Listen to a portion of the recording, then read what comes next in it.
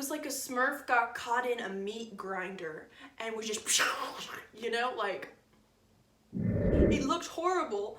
I got called Cheerio nose for a while there because it looked like I had a Cheerio in my nose.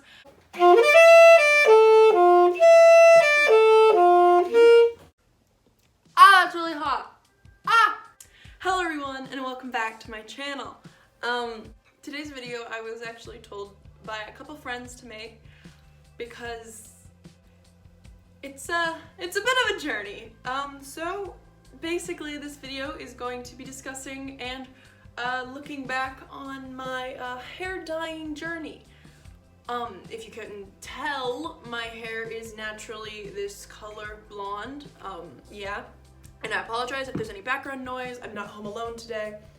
My family is still all down there. So today's video is all about my hair dyeing adventures. The mistakes I've made, the lessons I've learned, the places life has brought me through hair dyeing, the wacky adventures I've had, you know.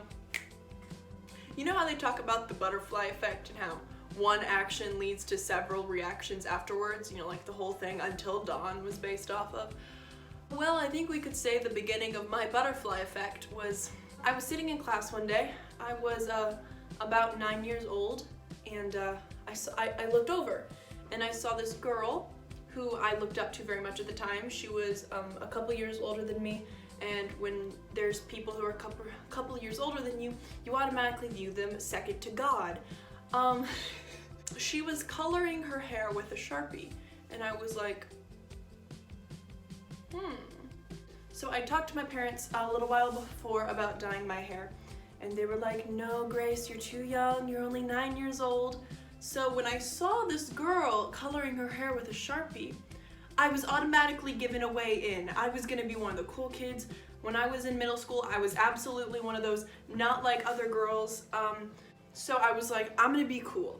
I'm gonna be that 9-year-old with colored hair. I'm gonna break the stereotype. I am going to pull up. I was a skater kid. I only wore Bermuda shorts. I wore flannels all the time, as you can tell. I still have this one. This is the one I literally wore when I was 9. I had a fake septum piercing. I had this little, my friend made them, and out of like paper clips that she would file down, and then she'd bend them and you could just pop them in. It looked horrible. I got called Cheerio nose for a while there because it looked like I had a Cheerio in my nose.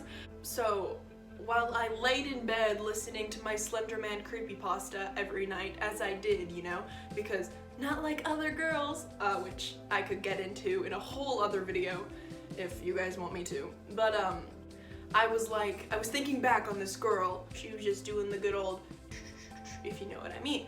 I was thinking, and I was like, if the highlighter would show up on her hair, then how about I got a marker and did that to my hair? Would it show up?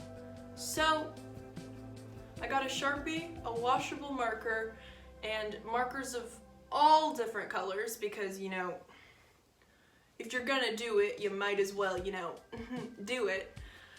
So then I proceeded to take this streak of my hair, I didn't part my hair to the side back then, so it was more like, one second, let's get a horrendous middle part. Alright, there we go. So it was more like this part of my hair.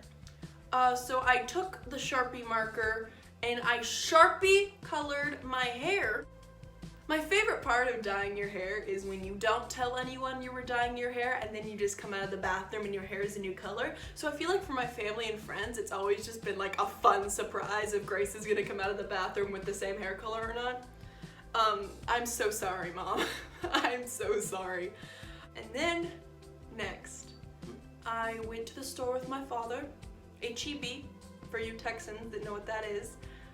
It's not a beauty supply store. In fact, I got the boxiest box dye you could imagine. I mean, it was literally just a box dye, you know, as they are.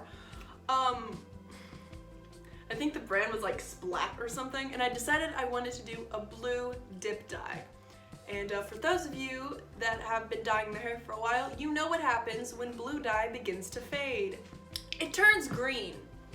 So I basically did the good old, at home box dye. I'm gonna do a dip dye on my hair.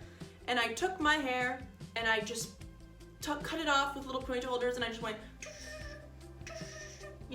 with my hands, my bare hands. I proceeded to get it absolutely everywhere.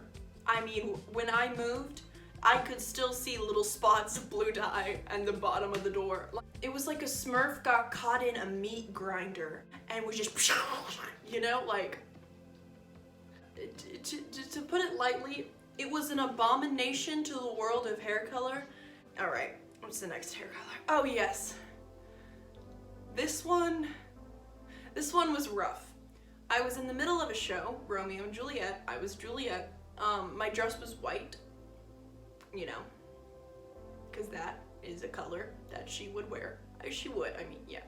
I don't know why I just decided to fact check this play I did when I was in middle school. Was I a freshman? I think I was in my last year of yeah, I was 13. So yeah, I was in my last year of middle school. Okay, whatever. That's beside the point. So I was Juliet, vibing, chillin'. So I discovered this new, washable dye, and I was like, okay, I'm in a play right now, so I can't dye my hair permanently, but I'm getting the urges to dye my hair. Like, the gods are like, Grace, your normal hair color is boring.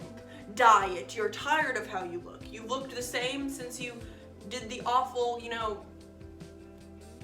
Ends, which didn't come out for like 2 years. So yeah, it's time to get back on the hair dyeing train.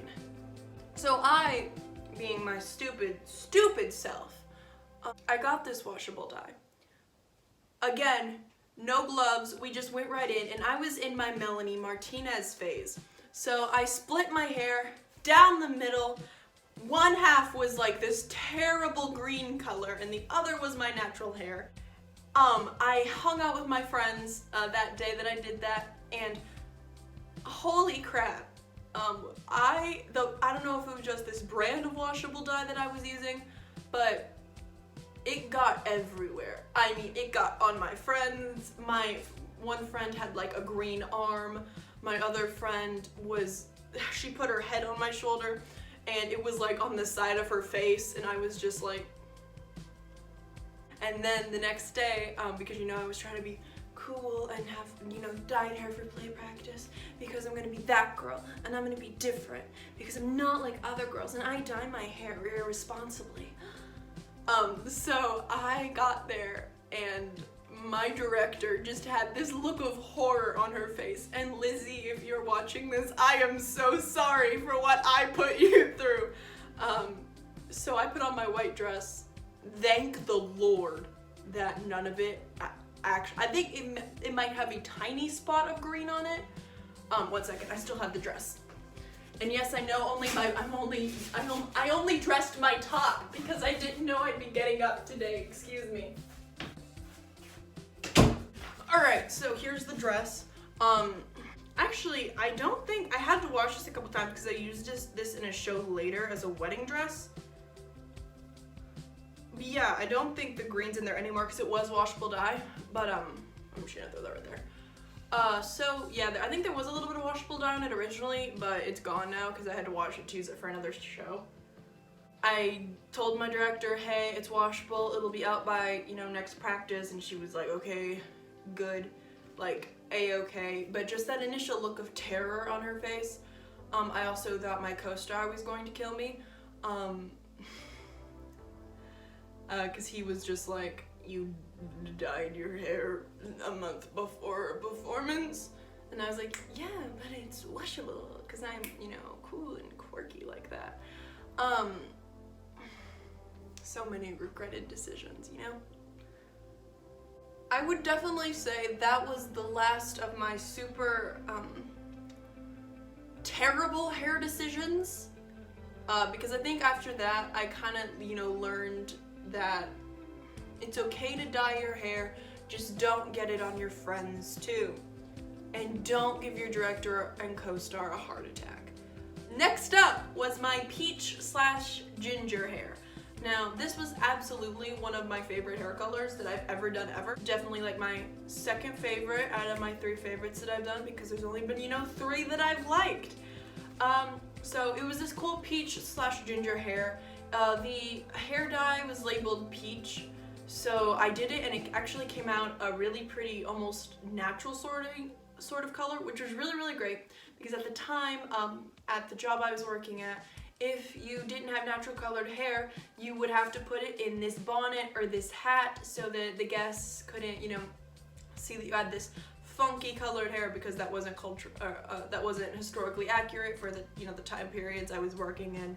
Yeah, it kind of worked really, really well. My site lead was like, yo, that's lit, my dude.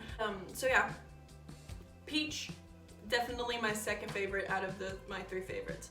Next up was my full purple hair, because we go right from, natural colors and, crazy stuff like that to full purple hair.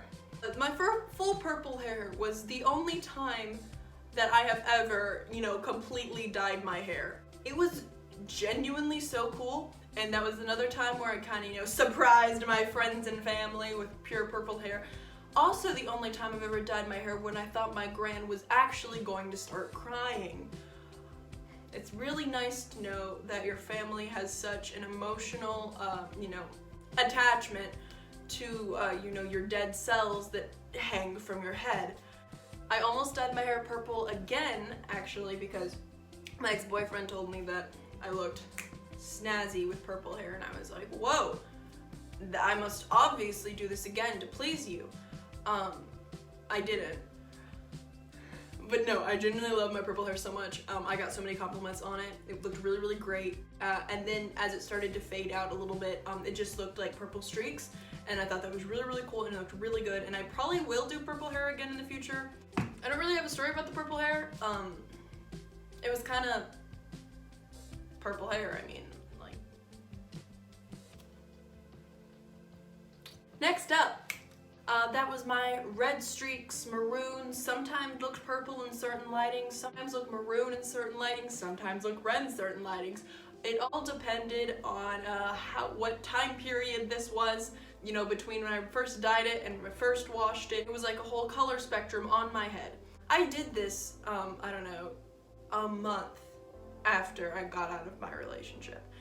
And I did this a week after I had cut my own bangs. So if that tells you anything about the emotional state I was in at that time, it was not good. My literal thought process was looking in the mirror. I'd just gotten back from class. I was done with existence. I was totally ready to drop my writing class, and I was like, all right. Bangs weren't enough. They weren't earth-shattering enough. When I did show up at class with my bangs, I did hear audible gasps. There was whispers. I decided I hadn't gone far enough. That I needed to change the way I looked more. So where does Grace go in a moment of crisis? Well, I just quit my job because, I was moving 600 miles. So what's next, since we don't have to have a natural hair color for work anymore? Oh, darling! We're gonna dye our hair. I literally ran around my house scrounging up change so I could get enough money to buy the crappiest box dye from Dollar General. Like, this stuff smelled like old chlorine, I kid you not. I got on my bike. I rode it to the Dollar General. I purchased the cheapest hair dye I could with like some hair conditioner so I could, not absolutely destroy my hair. And I went in the bathroom. This was another case of told no one I was doing this, just, did it, came out of the bathroom. My hair was in like this big net thing, and my mom was like, ooh, she's losing it. And I was like, right you are, ma'am. It looked pretty good. I'm actually pretty pleased with it. It was definitely my 3rd favorite out of the 3, but I think that was probably because it was birthed from anger. And I do have to say, the audible gasps and the what has she done to herself, they came when I went to class the next week. So satisfying, because I was so done. I was so done. So I had cut my hair, I'd cut myself bangs, I had flipping dyed my hair red, my dude. But yeah, those are my hair dyeing stories. I really hope you enjoyed them, and I hope that this video was, you know, pleasing to your senses. If this was the first video of mine that you watched, I really hope you enjoyed it. If you want me to make more, you know, these style videos, I have so many ideas for like different stories I could tell from things that have happened in my life. Stories from plays that I've done, stories from camps that I've gone to, stories from my childhood stories that I did with my friends, the haunted trailer story that I have, you know? Alright everyone, if you like this video, please comment, rate, and subscribe, and me and Jasper will see you all later. Bye!